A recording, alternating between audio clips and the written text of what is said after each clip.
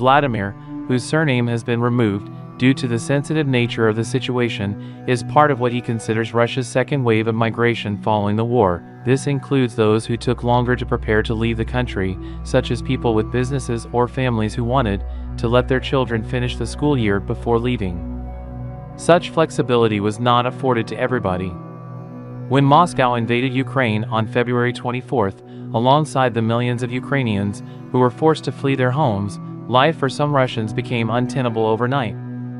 A first wave of artists, journalists, and others openly opposed to Putin's regime felt they had to leave the country immediately or risk political persecution for violating the Kremlin's clampdown on public dissent. A lot of people got notices saying that they were traitors, said Jean Badalova, senior policy analyst at the Migration Policy Institute, noting the backlash suffered by some Russians even from neighbors. But as the war rages on, more Russians are deciding to pack up and leave. The way migration works is that once the flow begins, and people start finding out how to do things, get a flat, apply for asylum, find a job, or start a business, that prompts more people to leave. It becomes a self-fulfilling cycle, Badalova said.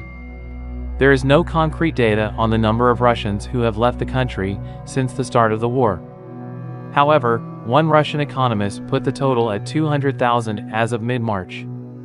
That figure is likely to be far higher now, according to Badalova, as tens of thousands of Russians have relocated to Turkey, Georgia, Armenia, Israel, the Baltic states, and beyond.